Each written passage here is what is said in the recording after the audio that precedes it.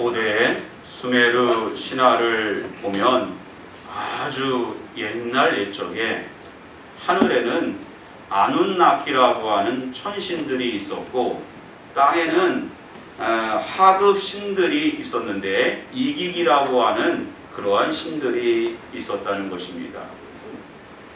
그러던 어느 날 하늘의 천신 아눈나키들이 땅으로 내려와 가지고 도시를 건설하기 시작한 것입니다.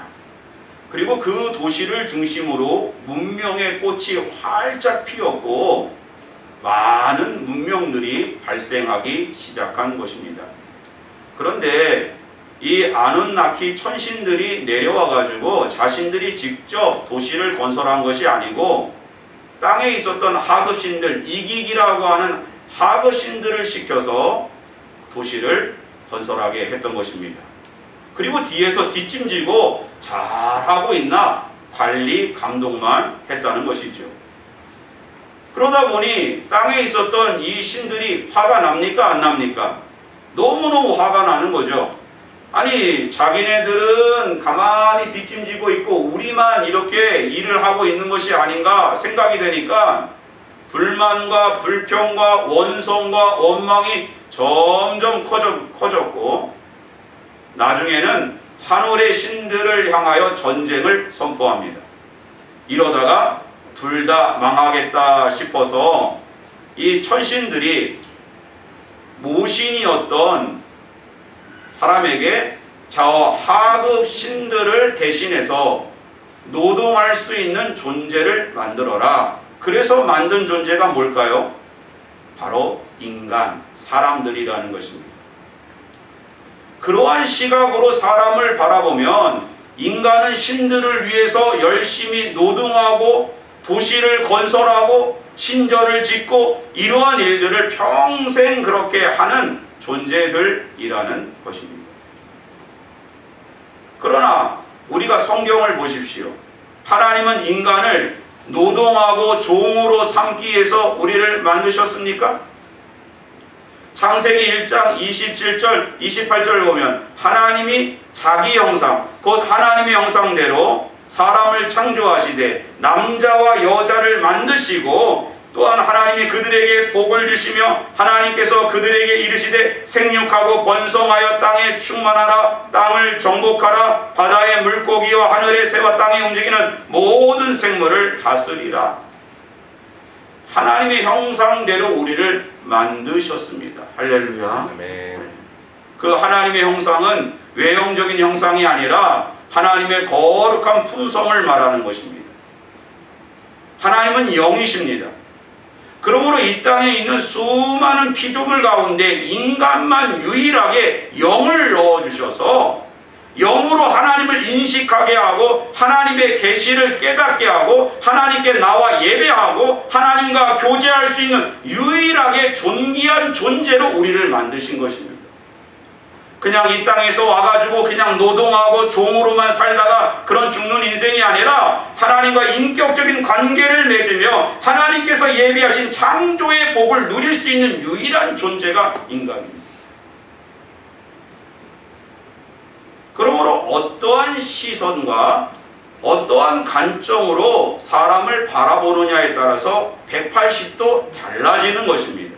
우리는 이 땅에서 예수 그리스도의 몸된 교회로 존재하는 것입니다. 할렐루야.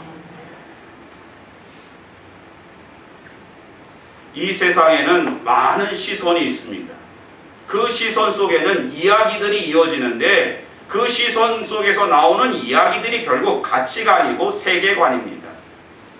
만약에 어떤 사람이 그냥 그의 시선이 오직 돈에 머물러 있다고 하면 돈으로 세상을 다 이해한다고 하면 물질적인 생각이 그를 지배하는 것입니다. 그러한 세계관과 가치관을 갖게 되는 것입니다.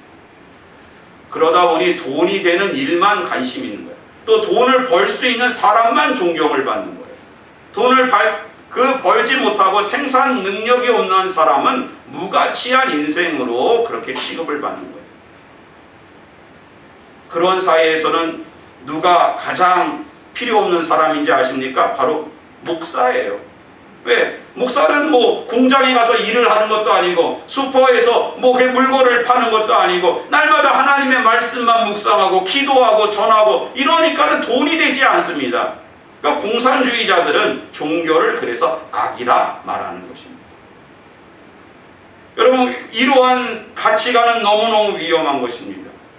그러다 보니 노인들을, 그러한 어르신들을 바라보는 입장에서 저들은 생산 능력이 없다, 연금만 축낸다, 그래서 무시하는 거예요. 그런 사회가 아주 위험한 거예요. 우리의 관점, 우리의 시선이 아무것도 아닌 것 같지만 우리의 시선이 어디에 머물러 있는가, 우리가 어떤 생각을 가지고 무엇을 바라보고 어떤 관점을 가지고 있는가, 이게 너무너무 중요한 것입니다. 오늘 우리는 하나님의 시선을 바라보며 하나님의 관점과 하나님의 세계, 하나님 나라, 하나님의 가치관, 하나님의 세계관을 바라보는 저와 여러분 되시기를 주님의 이름으로 기원합니다. 저는 신학교에서 늘 교수님들 가운데 우리가 어떻게 살아야 되는가, 하나님의 말씀의 빛 아래에서 행동해야 된다, 성령의 조명을 받으며 나아가야 된다. 그게 무슨 뜻이에요? 우리가 무엇을 하든지 먹든지 마시든지 무엇을 하든지 성령의 빛 아래에서 하나님의 시선과 하나님의 그런 마음과 하나님의 뜻 가운데 우리가 한 걸음 한 걸음 나아가야 된다는 것입니다. 그것이 바로 진정 하나님의 백성이고 하나님의 자녀인 것입니다. 제리 브리지스라고 하는 사람이 날마다 1mm씩 자라는 믿음이래요. 여러분, 1mm 얼마나 작습니까? 1cm를 10등분한 게 1mm인데 날마다 그 정도 자라는 믿음, 그러니까 우리의 믿음이 얼마나 자라기 어려운가, 그걸 이야기하고 있는 거예요. 그 책을 보면 어떤 사람이 조명이 어두워진 캄캄한 집 안으로 들어갔을 때는 큰 가구라든지 소파라든지 이런 거는 가늠할 수 있지만 그 바닥에 널브러진 신문이라든지 어제 먹다 남은 음식이라든지 그런 건 하나도 안 보이다가 조명이 환하게 비치면 다 보인다는 거예요. 벽이 어디가 갈라졌는지, 또 이 바닥에는 얼마나 많은 지저분한 쓰레기가 있는지, 어제 막 먹다 남은 그러한 음식과 또 카펫이 어디가 뜯어졌는지, 이러한 자세한 것들이 다 나온다는 거예요. 역시 마찬가지로 우리가요, 얼마나 하나님 앞에 타락한 존재고 얼마나 죄 많은 그러한 인생인지 알지 못하지만, 어떻게 살아야 될지 알지 못하지만 하나님의 빛, 말씀의 빛, 조명의 빛 아래에 있을 때 우리의 모든 죄가 드러나고 우리가 어떻게 살아야 되는지, 어떻게 믿음이 자라나야 되는지 다 보인다는 거예요. 그러나 중요한 건 우리가 비록 천천히 가더라도, 우리가 비록 참 세상이 보기에는 미련해 보여도 우리는 하나님의 시선과 성령의 조명 가운데 한 걸음 한 걸음 나아가는 모두가 되시기를 주님의 이름으로 기원합니다. 오늘 본문 말씀 사무엘상 16장 앞부분을 보면 하나님께서 사무엘에게 이렇게 말씀하고 계세요. 사무엘아, 내가 어느 때까지 울고 있겠느냐? 사무엘이 왜 울고 있습니까? 지금 하나님께서 어렵게 이스라엘의 왕 사울을 세우지 않았습니까? 그 사울이 하나님 말씀에 순종하지 않아서 버림받았고 왕권이 흔들리고 있고, 그러면 이스라엘은 이제 망하는구나. 사무엘은 자신이 다 판단하니까 울고 있는 거예요. 너무 그냥 마치 장례식을 치르는 그러한 상주처럼 울고 있는 거예요. 하나님께서 사무엘에게 내가 어느 때까지 울고 있겠느냐? 그게 무슨 뜻이에요? 너 이스라엘이 이제 사울이 하나님께 버림받았다고 이스라엘이 끝난 줄 아느냐? 왜 너의 시선으로 판단하느냐? 왜 너의 관점으로 그렇게 판단하느냐? 예전에 어떤 목사님이 어떤 교회 부목사님으로 계셨을 때 그 교회 담임 목사님이 이렇게 노예 정치에 관심이 많았습니다. 그래서 노예에 뭐 임원을 하거나 노예에서 어떤 그러한 문제가 있을 때 항상 노예에서 그런 많은 일들을 했다는 것입니다. 그러다 보니 교회에 머무르시기보다는 자꾸 외부로 그러한 자꾸 노예로 나아가니까 그 부목사님 생각하기에 이런 생각, 하나님 어느 때까지 우리 담임 목사님 이렇게 밖으로 내돌게 하실 겁니까? 하나님 이러다가 우리 교회 망하겠습니다. 이러니까 하나님께서 기도 가운데 이렇게 말씀하시더래요. 그리고 걔는 음성이 들린 게 아니라 마음 드십니다. 야, 이 교회가 네 교회냐? 우리는 우리의 시선으로 예단합니다. 우리의 시선으로 무엇인가 다 판단하고 그렇게 결론을 냈습니다. 역사는 하나님께서 다스리시고 하나님께서 주관하시고 하나님께서 인도하시는 줄 믿습니다. 우리 교회와 마찬가지예요. 우리 교회의 미래는 하나님이 결정하십니다.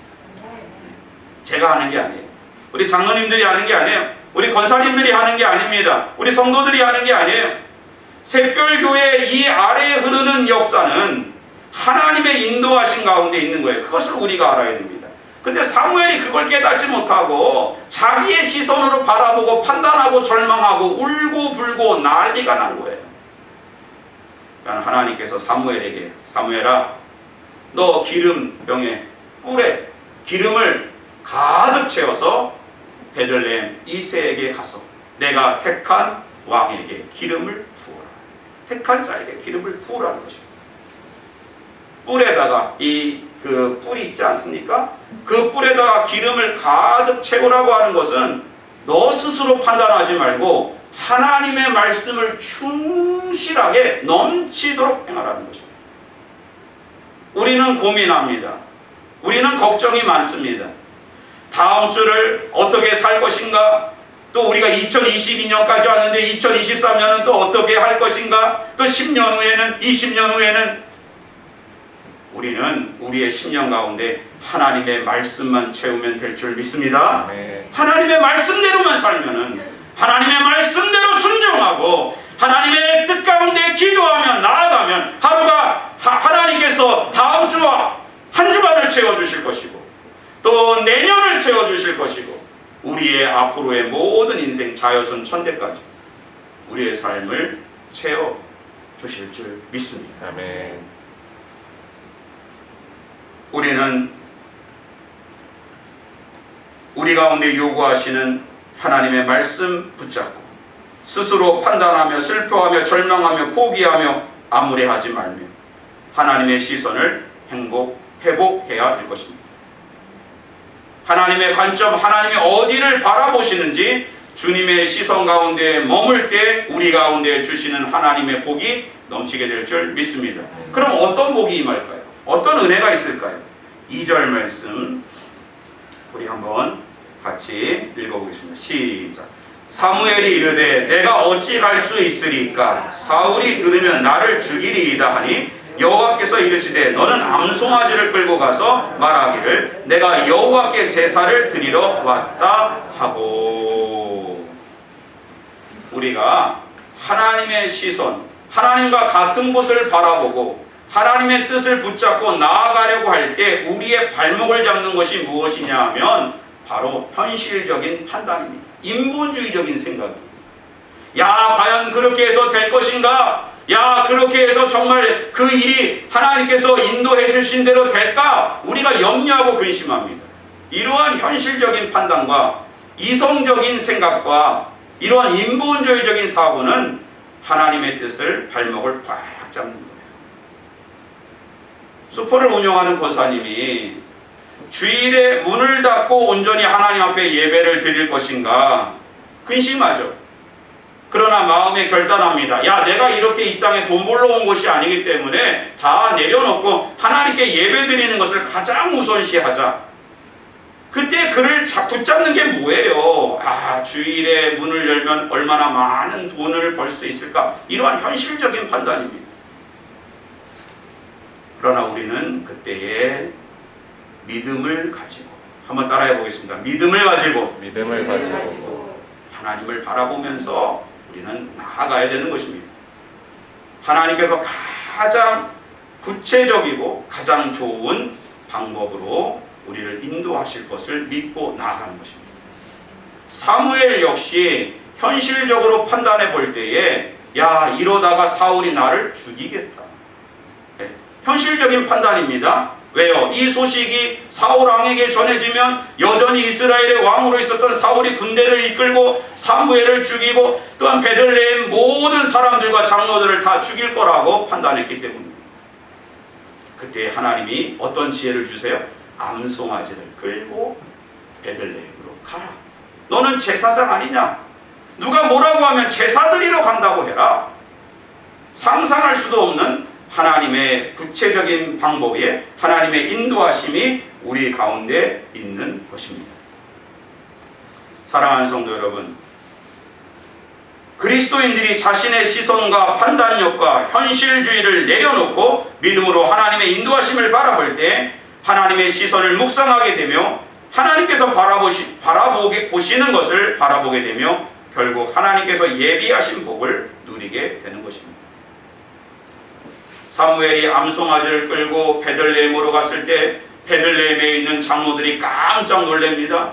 야, 이게 무슨 일이냐? 왜 사무엘이 이곳으로 오느냐?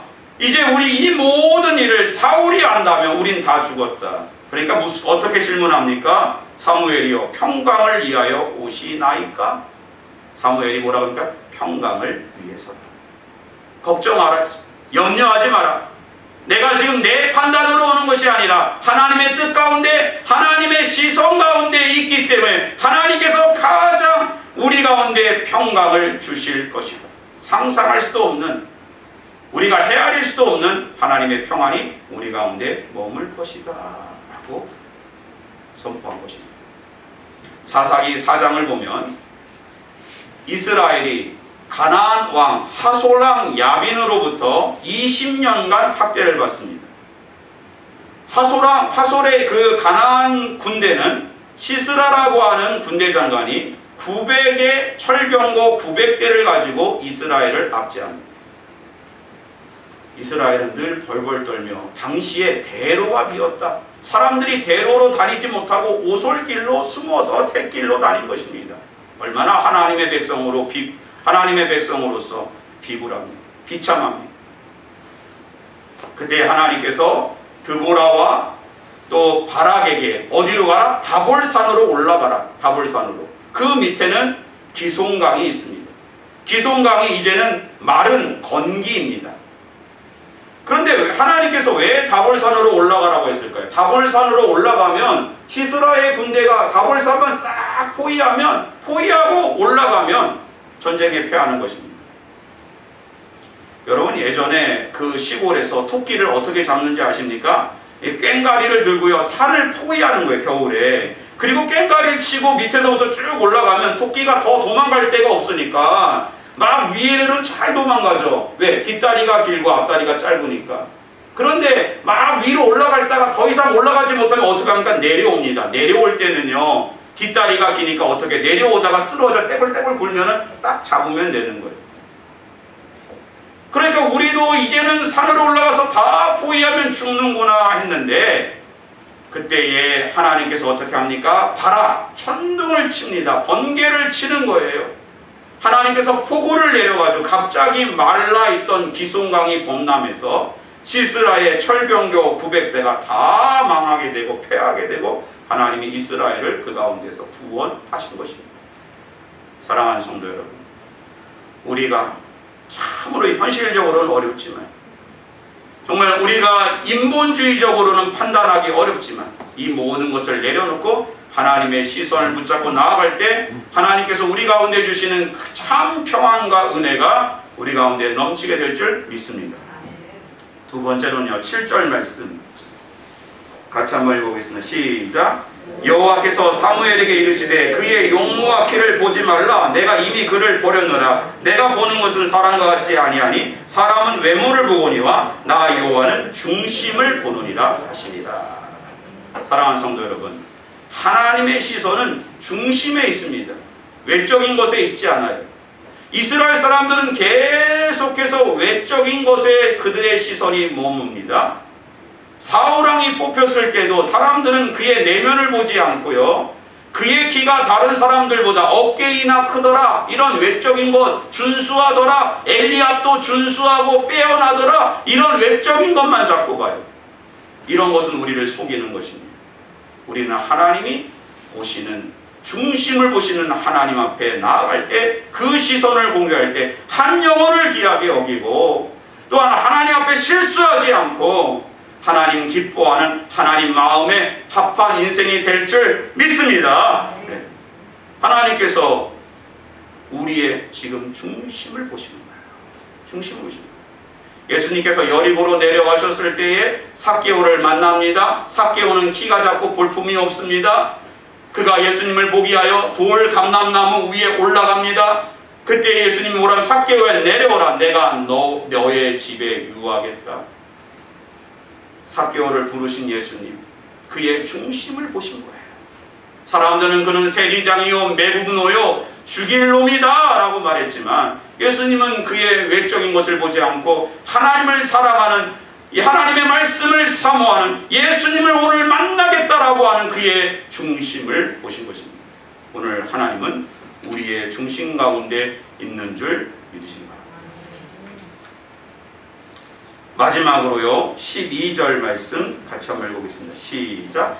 이에 사람을 보내어 그를 데려오매 그의 빛이 붉고 눈이 빼어나고 얼굴이 아름답더라. 여호와께서 이르시되 이가 그니 일어나 기름을 부으라 하시는지라.